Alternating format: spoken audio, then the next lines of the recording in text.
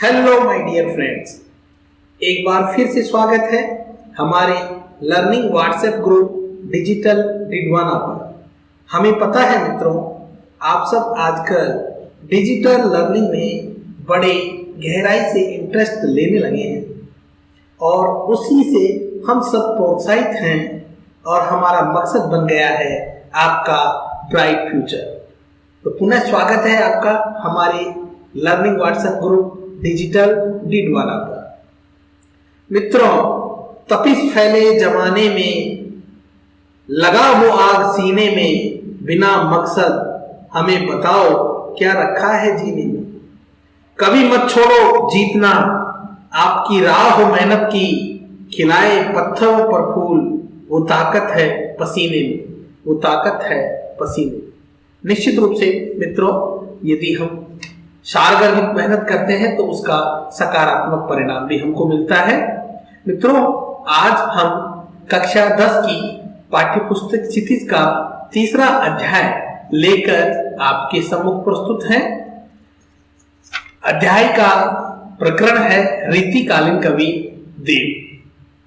आज हम देव का जीवन परिचय, साहित्यिक परिचय और देव का जो रचनाएं हैं उनकी काव्यगत और शिल्पगत विशेषताओं के बारे में जानेंगे।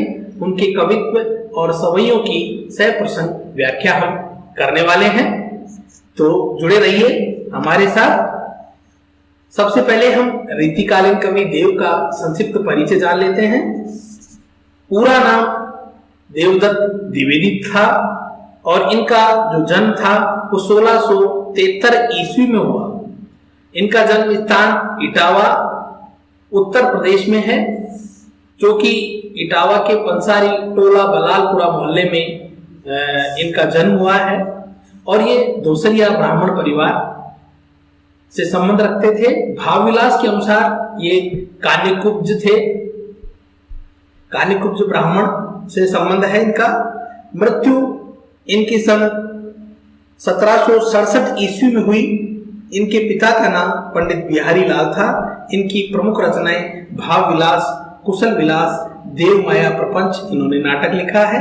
प्रेम तरंग, भवानी विलास, रस विलास, जाति विलास, अष्टयाम, प्रेम चंद्रिका, देव चरित्र, सुजान, विनोद इत्यादि है। आश्रयदाता, ये विभिन्न राजाओं के दरबार में शरणार्थी के रूप में इन्होंने जीवन व्यतीत किया है और यही माना जाता है साहित्यकारों के बीच में कि देव को विभिन्न आश्रयदाताओं के यहाँ निवास करने के कारण ही इतनी ख्याति प्राप्त नहीं हुई। इनके प्रमुख आश्रयदाता औरंगजेब के पुत्र आजम शाह थे, भवानी दत्त वेद, कुशल सिंह, उदोत सिंह एवं भोगीलाल इत्यादि थे। जीवन के अंतिम दिनों में ये अकबर अली खां के आश्रय में भी रहे। इनकी समस्त रचनाओं को सुख सागर तरंग नाम से उन्हीं को समर्पित किया गया है। इनका अधिकांश समय भोगीलाल के आश्रय में बीता है और सबसे ज्यादा धन संपदा भी भोगीलाल के द्वारा ही इनको भेंट की गई है। आइए जानते हैं इनकी प्रमुख रचनाएं हैं। शिव सिंह सरोज के अनुसार देव के ग्रंथों की रचना 52 से 72 तक मानी जाती है।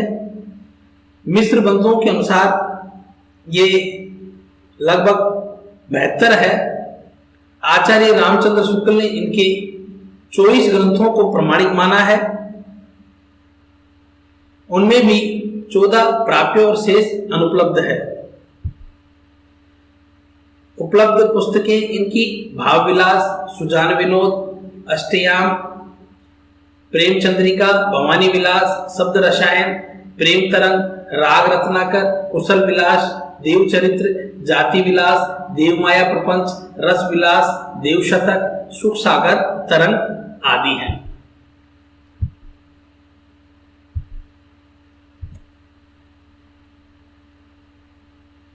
कवि देव का जीवन परिचय। देव का जन्म इटावा उत्तर प्रदेश में सन 1673 ईस्वी में हुआ था। उनका पूरा नाम देवदत्त द्विवेदी था।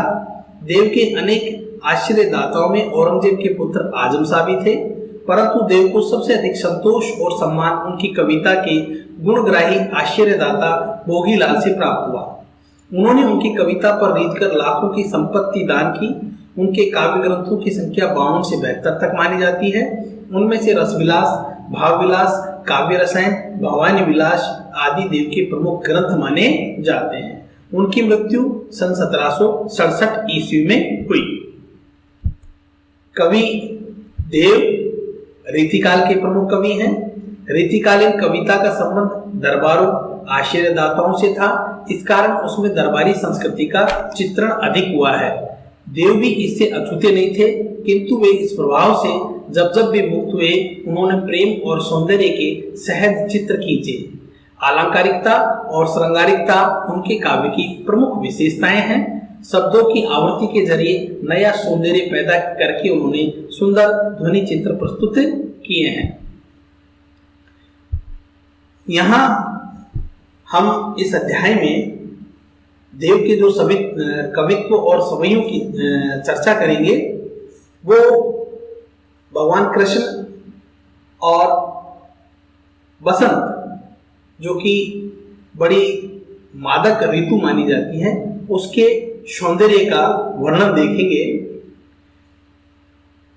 सवैयों में एक और जहां रूप सौंदर्य का अलंकारिक चित्रण देखने को मिलता है, वहीं दूसरी ओर प्रकृति के प्रति कवि के भावों की अंतरंग अभिव्यक्ति भी है। पहले सवैये में कृष्ण के राजसी रूप सौंदर्य का वर्णन है, जिसमें उस युग का सामंती वैभव झलकता है। दूसरे कवित्व में बसंत को बालक के रूप में दिखाकर प्रकृति के साथ एक रागात्मक संबंध की अभिव्यक्ति हुई है। तीसरे कवित्व में पूर्णिमा की रात में चार तारों से भरे आकाश की आभा का वर्णन है। चांदनी रात की कांति को दर्शाने के लिए देव दूध में फैन जैसे पारदर्शी बिंब काम में लेते हैं, जो उनकी काव्य कुशलता का परिचायक है। आइए जानते हैं इस अध्याय का परिचय। इस अध्याय में संकलित कवित्व और सवैयों में एक और जहां रूप सौंदर्य का अलंकारिक चित्रण देखने को मिलता है, वहीं दूसरी ओर प्रकृति के प्रति कवि के भावों की अंतरंग अभिव्यक्ति भी। पहले सवैये में कृष्ण के राजसी रूप सौंदर्य का वर्णन है, जिसमें उस युग का सामंती वैभव झलकता है। दूसरे कवित्व में बसंत को बालक रूप में दिखाकर प्रकृति के साथ एक रागात्मक संबंध की अभिव्यक्ति हुई है। तीसरे कवित्व में पूर्णिमा की रात में चांद तारों से भरे आकाश की आभा का वर्णन है। चांदनी रात की कांति को दर्शाने के लिए देव दूध में फैन जैसे पारदर्शी बिंब काम में लेते हैं, जो उनकी काव्य कुशलता का परिचायक है। आइए पढ़ते हैं। पहला सवैया। पाइनी नुपुर मंजू बजे, कटी किंकिनी के धुनी की मधुराई। सांवरे अंग लसे पटपीत, ये हुल से बन माल सुहाई। माथे किरीट बड़े द्रग चंचल, मंद असी मुख चंद जुनाई। जय जग मंदिर दीपक सुंदर, श्री ब्रज धूले देव सहाई। इस सवैये में आए हुए कठिन शब्दार्थों का अर्थ जान लेते हैं। पाइनी पैरों में, नुपुर पायल या पाजे या घुंघरू, मंजू सुंदर, कटी कमर, धुनी ध्वनि आवाज, मधुराई मधुरता, सांवरे श्यामल वर्ण या सांवला रंग, द्रग नेत्र, अंग शरीर, लसे शोभित हैं, पट वस्त्र, पीत पीला रंग, हिये हृदय पर, हुल से आनंदित है या शोभित है, सुहाई सुहावनी, किरीट मुकुट, चंचल स्थिर न रहने वाला, मंद हल्की हल्की, मुखचंद मुख रूपी चंद्रमा, जुनाई चांदनी या आभा, जय। जग मंदिर दीपक, जगत रूपी भवन के दीपक के समान। बनमाल, वन के फूलों से बनी हुई माला। किंकिनी करदनी, कणकती भी कहते हैं इसको, कमर में पहने जाने वाला एक आभूषण है। ब्रज दूल्हे, ब्रज भूमि के दूल्हे के समान, अर्थात ब्रज की शोभा। सहाय सहायक या कृपालु। आइए इस सवैये का क्या भावार्थ है वो हम देख लेते हैं। कवि देव श्री कृष्ण की राजसी साज सज्जा युक्त छवि का शब्द चित्र अंकित करते हुए कह रहे हैं, जिनके चरणों में सुंदर नूपुर बज रहे हैं, जिनकी कमर में पहनी करदनी मधुर ध्वनि कर रही है, जिनके श्यामल वर्ण शरीर पर पीतांबर शोभित है, जिनके वक्ष पर वन फूलों की माला शोभा पा रही है, जिनके मस्तक पर मुकुट विराज रहा है, जिनके नेत्र बड़े चंचल हैं तथा जिनकी मंद मंद मुस्कान मुख रूपी चंद्रमा की चांदनी जैसे प्रतीत हो रही है, ऐसे श्री कृष्ण जगत रूपी मंदिर को अपने दिव्य सौंदर्य से प्रकाशित करने वाले सुंदर दीपक के समान है। उनकी सदा जय हो। ब्रज के दूल्हे के समान सजी धजी छवि वाले श्री कृष्ण सदा सबके सहायक हो, सब पर कृपा करें। आइए इसी अध्याय का दूसरा कवित्व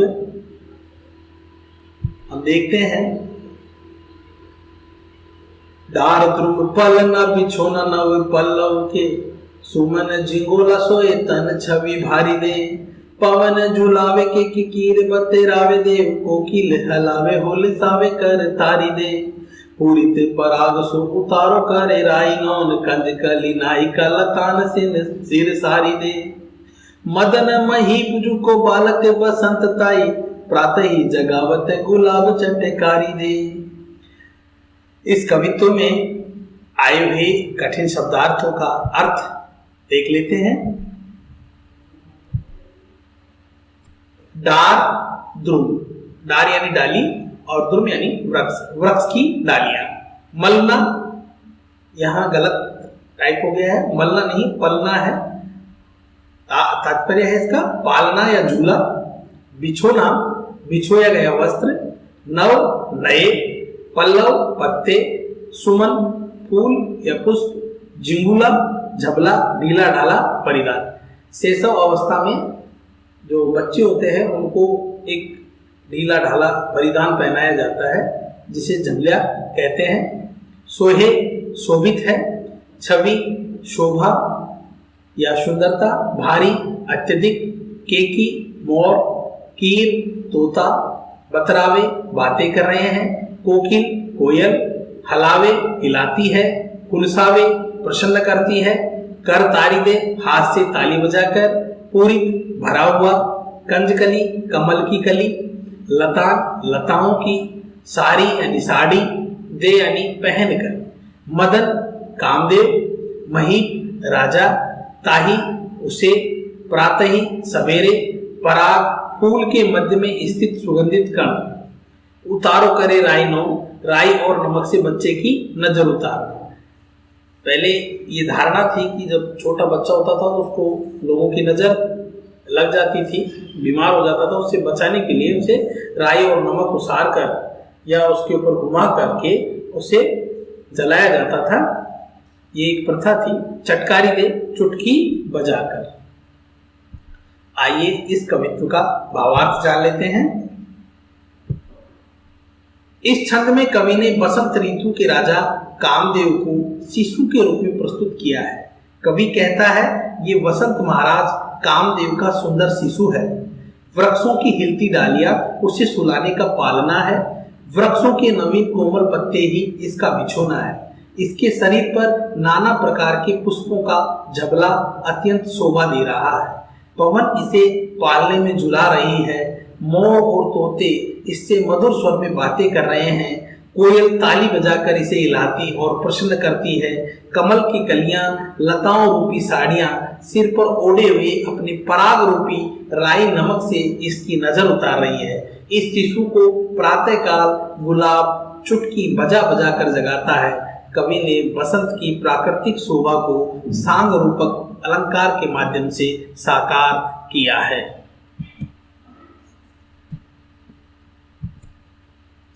आइए दूसरा कवित्व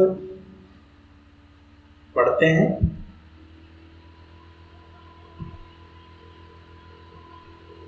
फटिक सिलानी सो सुधार्यो सुधा मंदिर, फटिक सिलानी सो सुधारे सुधा मंदिर उददी ददी को सो अधिकाय उमगे अमंद बाहर ते भीतर लो भीति ने दिखे देव दूध को सो फैल फैलो आंगन फरस बंद तारा सितरुमिता में ठाडी झीली मिली होती मोती की ज्योति मिलो मलिका को मकरंद आरसी से अंबर में आभासी उजारी लागे प्यारी राधिका को प्रतिबिंब सो लगत चंद।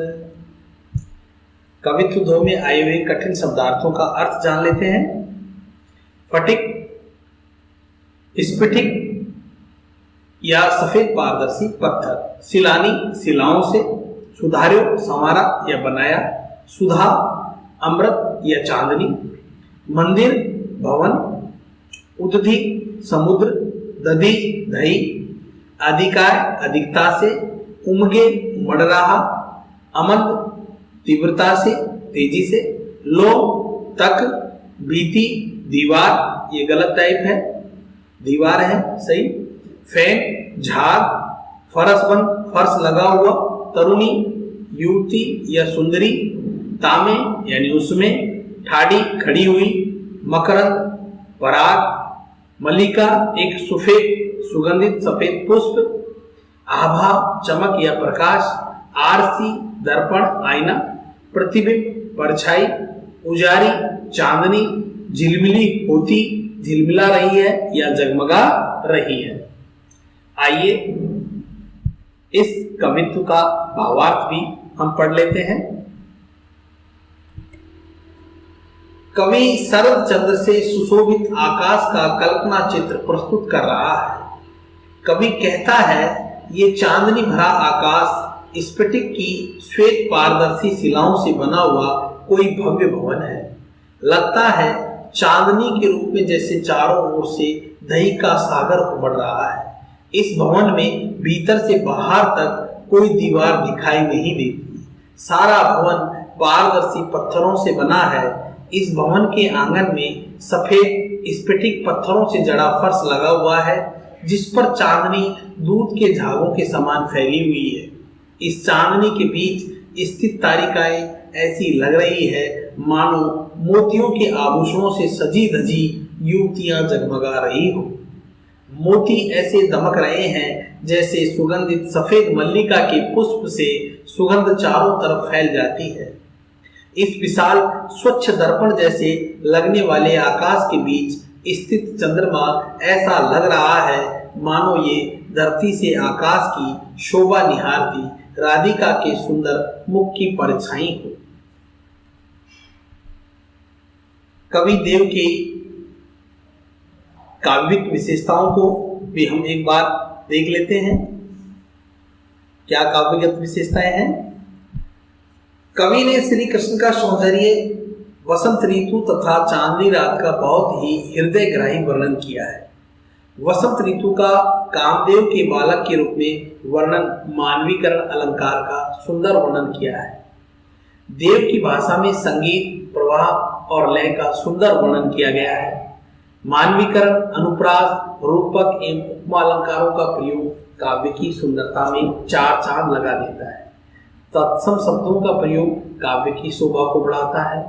कवि ने सवैया और कवित्व छंदों का प्रयोग किया है। इसमें अपनी नवीन कल्पना शक्ति का प्रयोग करके पाठकों को चमत्कृत किया है।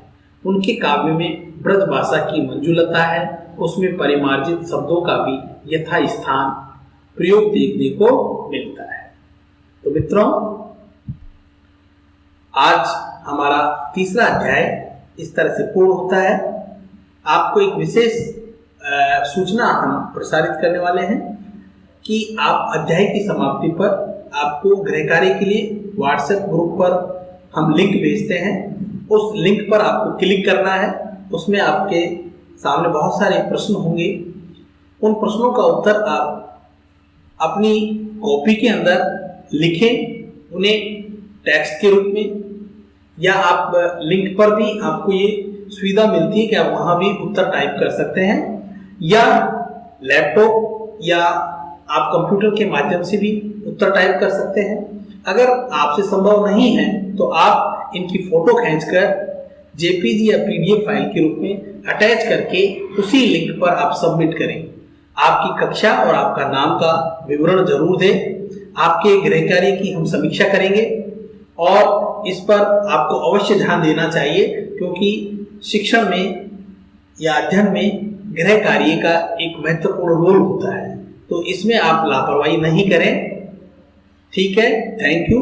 आज हम यहीं पर अपना वीडियो लेसन समाप्त करते हैं। धन्यवाद, थैंक यू। मुस्कुराते रहिए और आगे गुनगुनाते रहिए।